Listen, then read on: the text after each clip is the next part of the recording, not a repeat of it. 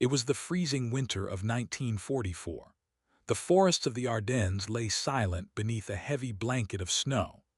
Allied soldiers huddled in their foxholes, hands trembling from the cold, muttering that the war was almost over. Berlin was being bombed every night, German towns were burning, and many believed Hitler's empire was finally collapsing. But inside his secret headquarters in East Prussia, the Wolf's Lair, Adolf Hitler was planning something that would shock the world. He refused to accept defeat. The Allies had pushed Germany back across France and into its borders, but Hitler still dreamed of turning the tide. He believed one lightning strike could split the Allied armies apart, forcing Britain and America to negotiate peace on his terms. The operation had a name, Untold Greif, or Operation Griffin, and its architect was Otto Skorzeny, the most feared commando in Europe. Tall, broad-shouldered, with a thin scar running down his cheek, Skorzeny was already a legend in the Third Reich. The year before, he had pulled off the impossible, rescuing Benito Mussolini from a mountaintop prison in Italy using gliders and shock tactics. That mission had made him Hitler's personal hero. Now the Führer summoned him once again. In the flickering light of a map room deep inside the Wolf's Lair, Hitler outlined his desperate final gamble. "Skorzeny," he said, his voice hoarse and trembling, "you will form a special brigade. They will wear American uniforms. They will drive American vehicles. They will speak English and move behind enemy lines. Their task is to spread confusion, destroy communication, and mislead the Allies." The idea was as dangerous as it was brilliant. Dozens of captured U.S. jeeps, tanks, and uniforms were gathered. Hundreds of German soldiers were secretly trained to mimic American speech, learn English slang, memorize Allied passwords, and imitate the way American troops smoked, walked, and even joked. Their mission: to switch road signs so Allied convoys drove into ambushes, to give false orders to generals, to cut telephone lines, and to make the Allies doubt every soldier standing next to them. But there was one terrible truth every man knew: if captured in disguise, they would not be treated as prisoners of war. They would be executed as spies. Skorzeny looked at the map. His men would enter Belgium disguised as Americans in the first wave of Hitler's last offensive, the Battle of the Bulge. It was madness, but he accepted without hesitation. As he left the briefing room, the snow outside began to fall harder, covering the frozen forests where, soon, friend and foe would become indistinguishable. Somewhere in those woods, the line between soldier and spy was about to vanish. Otto Skorzeny was unlike any other German officer. Where most followed orders, he thrived on chaos. Born in Vienna, he had been a civil engineer before the war, a man of intellect and precision. But the conflict had awakened something darker inside him. He was drawn to danger, to unconventional warfare, to anything that broke the traditional rules of combat. By 1943, Skorzeny had become the face of Nazi special operations. His scar, earned from a fencing duel in his youth, only added to his reputation. To Allied intelligence, he was known simply as the Scarface of the SS. He first made his name during Operation Oak, the daring rescue of Benito Mussolini. The Italian dictator had been captured by his own people and hidden in a remote mountain hotel. Hitler wanted him back alive, to restore fascist rule in Italy. Skorzeny handpicked a team of commandos, flew gliders through anti-aircraft fire, landed on the mountain, and stormed the hotel without firing a shot. Within minutes, Mussolini was free. The photographs of the smiling dictator and the calm, towering figure of Skorzeny beside him spread across the world. From that day, Hitler saw him as the perfect soldier, bold, loyal, and utterly fearless. So when Hitler dreamed up his last gamble in the Ardennes, Skorzeny was the only man he trusted to pull it off. Operation Greif would require men who could blend in with Americans, and Skorzeny knew that was nearly impossible. Most Germans barely spoke English, and even those who did carried accents thick as smoke. But he didn't let that stop him. He scoured prisoner camps and frontline divisions for men who had once worked in America or Britain, waiters, sailors, mechanics, even a few who had lived in Chicago or New York before the war. In total, 23 fluent English speakers were found. Another 100 could manage basic sentences or fake their way through a conversation. He divided them into small teams, each disguised as U.S. military police, engineers, or messengers, and armed them with American rifles and jeeps captured earlier that year.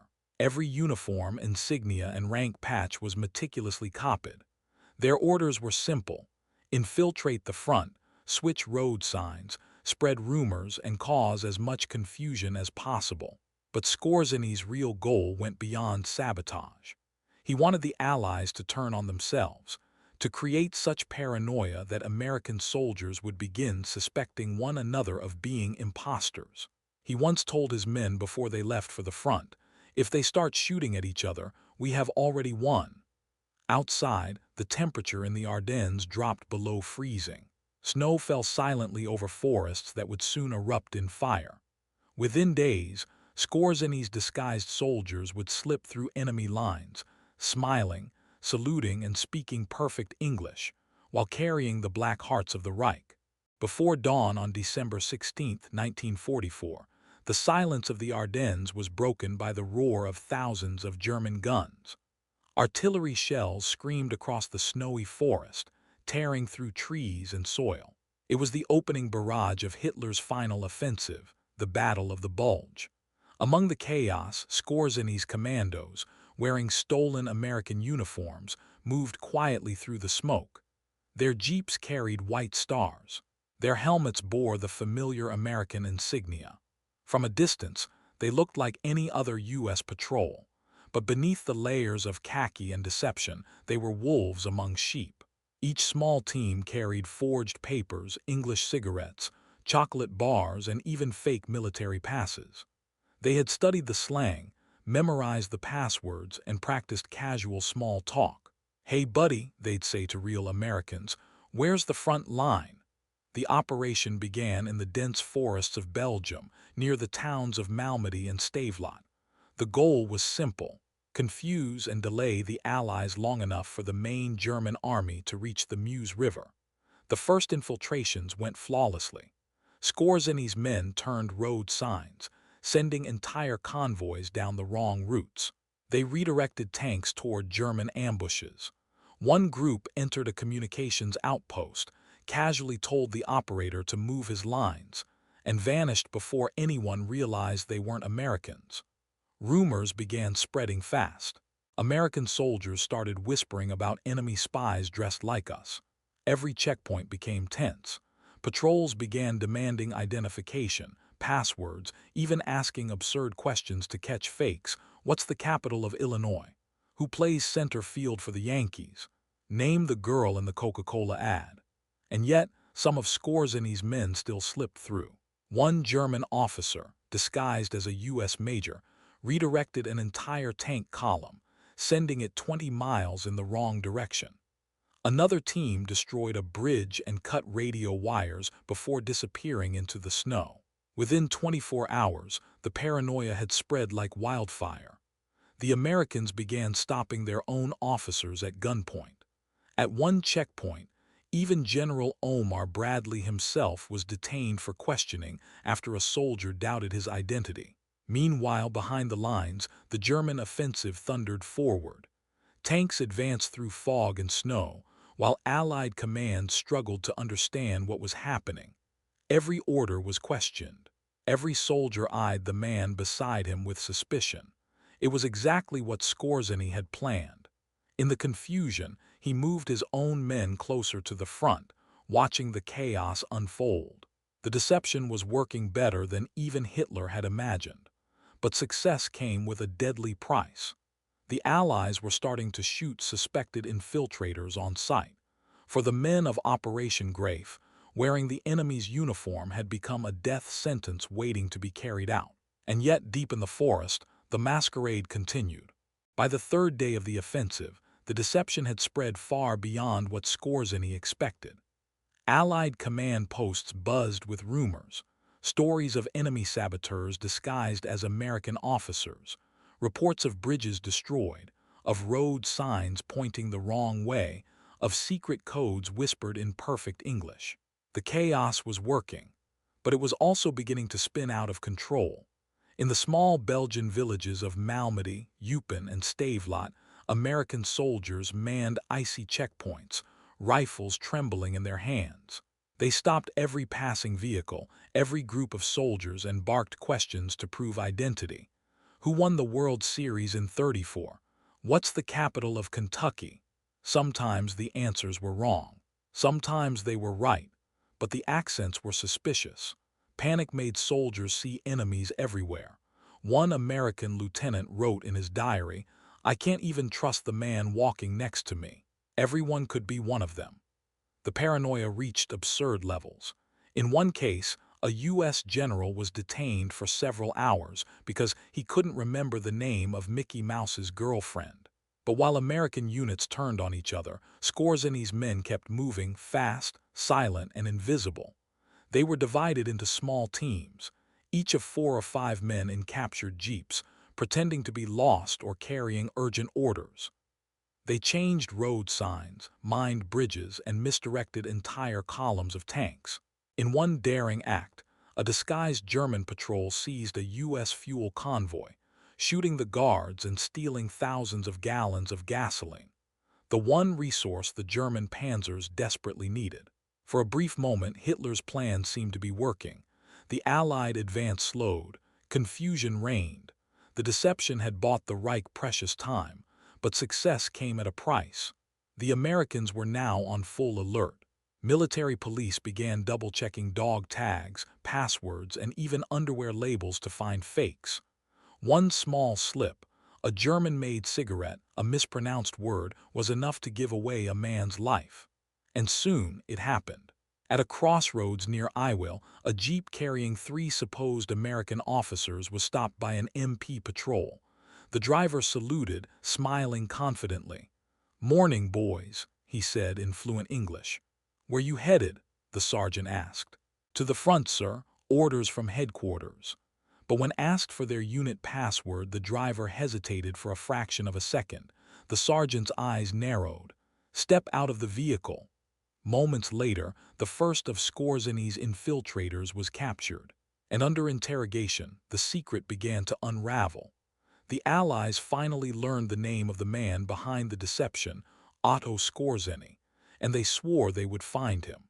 As the frost deepened across the Ardennes and the smoke of burning tanks filled the sky, a new kind of war began, a war of suspicion, betrayal, and vengeance. By the end of the first week, the tide had turned against Skorzeny's men. What had begun as a brilliant deception was now becoming a desperate fight for survival. The Americans, furious over the sabotage and paranoia spreading through their ranks, began tightening their nets. Every checkpoint in Belgium was manned by armed MPs. Every captured German was interrogated, searched, and questioned in English until exhaustion. Word spread fast. Anyone caught wearing an American uniform would be shot on sight. For the men of Operation Greif, that meant one thing. Every road, every village, every farmhouse could be their grave. In the forests near Liege, a small patrol of 4 disguised Germans abandoned their jeep after being recognized by a Belgian civilian who noticed they were driving on the wrong side of the road. Within minutes, MPs were hunting them through the woods. They tried to hide in barns and abandoned houses, but dogs and snow gave them away. At dawn, the Americans surrounded them. The men surrendered without a fight, hands trembling as they were led into a makeshift interrogation tent. When asked why they wore U.S. uniforms, their leader, a 23-year-old sergeant, answered quietly, "I was ordered to. I do not wish to die." He was executed 2 hours later. Across the Ardennes, similar scenes played out. In Malmedy, Stavelot, and Namur, more of Skorzeny's infiltrators were captured, some betrayed by their accents, others by the cigarettes they smoked, or even the way they tied their boots. Each arrest made the Americans more paranoid. Checkpoints doubled. Curfews were enforced. Civilians were questioned and sometimes shot, for helping anyone suspected of being an infiltrator. Meanwhile, Skorzeny himself had gone to the front. He wore a long American coat over his SS uniform, his Luger hidden under the folds. From a ridge near La Glise, he watched his mission dissolve in the freezing fog. His men were scattered, captured, or dead. The Allies were closing in fast. Still, the operation had done its job. Confusion had slowed the American response to the Battle of the Bulge, giving Hitler's tanks precious time to advance. But that window was closing. As Skorzeny slipped back into German lines under the cover of night, he knew the masquerade was finished. He had bought Germany days, maybe weeks, but not victory. Behind him, the snow-covered fields of Belgium were littered with abandoned jeeps and blood-stained uniforms. Some American, some German, all frozen into the same color by the winter cold. The hunters had become the hunted, and the price of deception was death. As the news of German infiltrators spread, panic began to infect every layer of the Allied command. No one was safe from suspicion, not even the generals. In the Belgian town of Namur, an American military policeman stopped a staff car carrying General Omar Bradley, one of the highest-ranking officers in Europe. When Bradley's driver flashed his credentials, the MP aimed his rifle and said, "That's what they all say, sir." The general was questioned for 10 tense minutes about baseball teams, movie stars, and road names before being allowed to pass. Across the front, checkpoints multiplied. Everywhere, soldiers were pulled from trucks, lined up in the snow, and grilled with strange questions meant to reveal imposters. Who won the World Series in '39? What's the capital of Illinois? What's your girlfriend's name back home? For the real Americans, the war was no longer about the Germans in front of them. It was about the ones among them. In mess halls and barracks, soldiers whispered about invisible enemies. Some claimed the saboteurs had already assassinated generals. Others swore they'd overheard fake orders being given by perfect English speakers. Every rumor made the fear worse. The paranoia reached a fever pitch in Liege. A jeep carrying 3 American officers refused to stop at a checkpoint. Convinced they were spies, the guards opened fire, killing all 3 men. They turned out to be genuine U.S. officers. Even Eisenhower, Supreme Commander of Allied forces, was not immune. After intelligence reports warned that German commandos might attempt to assassinate him, he was confined to his headquarters under heavy guard for several days. His movements were kept secret. Only a handful of people knew where he was. Skorzeny's plan had achieved something no army had done before. He had made the Allies fear themselves. Meanwhile, the front lines remained chaotic. Some of Skorzeny's surviving commandos still roamed the forests, moving at night, disguised as American engineers repairing power lines. But most were dead, captured, or in hiding. One captured soldier confessed during interrogation, "I think we did our job too well. Even we are afraid now." By Christmas Eve, the Battle of the Bulge had reached its peak. German forces were running out of fuel, ammunition, and time. But the shadow of Skorzeny's deception lingered, a poisonous doubt that every uniform, every accent, every salute might be the last thing a man ever saw.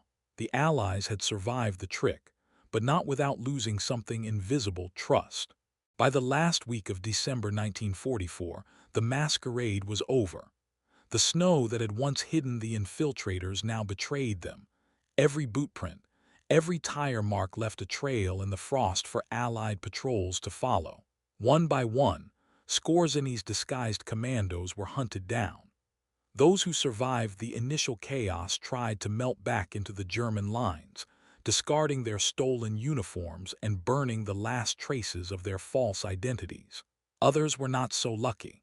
Near Liege, 3 of Skorzeny's men were caught while trying to cross a bridge guarded by U.S. engineers. When searched, one carried a torn German paybook in his boot. Another couldn't remember the lyrics to an American song he'd been taught. They were executed by firing squad at dawn. Word of their deaths spread quickly through the remaining units. Many of the captured commandos faced the same fate: swift trials and quicker sentences. Even those who surrendered willingly were condemned as spies under the laws of war. Skorzeny himself was now the most wanted man in Europe. Allied propaganda called him the most dangerous man of the Third Reich. Some claimed he'd been behind every deception on the Western Front, even suggesting he was still leading disguised raids behind Allied lines. Entire divisions were warned to watch for him, but in truth, Skorzeny had already withdrawn. He returned to Germany under orders, reporting directly to Hitler that the mission had achieved confusion but not victory. Hitler was furious. His great Ardennes offensive, the Battle of the Bulge, was collapsing. The 6th Panzer Army was trapped in the snow. Fuel supplies were gone, and though Operation Greif had terrified the Allies, it hadn't stopped their advance. Skorzeny defended his men. They did everything possible, he said. They obeyed orders. They fought bravely. But even the best deception cannot turn defeat into victory. In January 1945, the last remnants of his special brigade were reassigned to regular SS units. The Americans, however, continued to execute anyone caught in U.S. uniform for weeks afterward, even long after the operation had ended. For many, the fear Skorzeny had planted never truly disappeared. Long after the Battle of the Bulge ended, soldiers still glanced twice at the man beside them, wondering if he was who he claimed to be. Operation Greif had failed in its military goals, but psychologically, it was one of the most effective acts of deception in modern warfare. And for Otto Skorzeny, it sealed his legend forever. He had waged war not just with guns and tanks, but with fear itself. When the war finally ended in 1945, Otto Skorzeny surrendered to American forces in Austria. The once feared Scarface of the SS no longer commanded troops or deception units, just the ghosts of the men he had sent into the snow wearing another army's uniform. He was taken to a detention camp and placed on the list of war criminals. But unlike many SS officers, Skorzeny was not accused of massacres or genocide. His crime was something more elusive, the act of deception itself. At the Nuremberg subsidiary trials, he stood before the judges of the Allied military tribunal. The charge, that he had violated the laws of war by ordering his men to fight in enemy uniforms during the Battle of the Bulge. If convicted, the penalty would be death. The courtroom was tense. Reporters filled the back rows, sketching the tall Austrian officer with his unmistakable dueling scar. Skorzeny stood calm and confident, denying no part of his mission.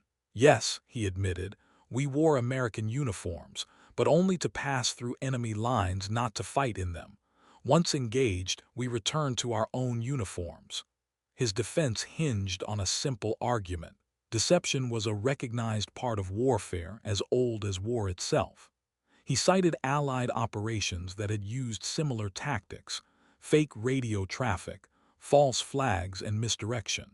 Even American intelligence officers were quietly aware that they, too, had infiltrated German lines in disguise. Then came a surprise witness, a British officer named FFE. Yo Thomas, himself a decorated spy for the Special Operations Executive. He testified that under the accepted rules of war, wearing an enemy uniform was not a crime unless combat was engaged in it. That testimony changed everything. The judges deliberated for hours. Finally, they returned their verdict, not guilty. Otto Skorzeny was acquitted of all charges. He saluted the court and walked out a free man. But freedom under occupation was not simple. He was still considered dangerous, the mastermind of some of Germany's boldest operations, and placed under surveillance in a U.S. internment camp in Darmstadt. 2 years later, in 1948, he escaped. Disguised once again, this time as a U.S. Army officer, he walked past the guards, boarded a train, and vanished into the night. For the man who once made a war out of deception, freedom came dressed as his enemy one last time. After his daring escape from the U.S. internment camp in 1948, Otto Skorzeny vanished into the heart of a broken continent. Europe was rebuilding itself from ruins, And in the chaos of occupation zones and shifting governments, a man like him, skilled, connected, and infamous, could disappear with ease. For months, Allied intelligence searched for him. They posted wanted notices across Germany and Austria. Newspapers called him the most dangerous man in Europe. But Skorzeny had already slipped away, traveling through secret routes that still favored former SS officers. By the time the world stopped looking, he had resurfaced, not in hiding, but in luxury. His new home was Madrid, Spain, under the protection of General Francisco Franco, who admired Skorzeny's wartime daring and anti-communist ideology. Spain became a haven for fugitives of the Reich, and Skorzeny found himself among old comrades, pilots, officers, and spies who refused to fade into history. Soon, he built an empire from the shadows. He founded engineering and import companies as a front for a new kind of army, one not bound by borders or uniforms. He trained mercenaries, advised governments, and organized covert missions across the Middle East and Latin America.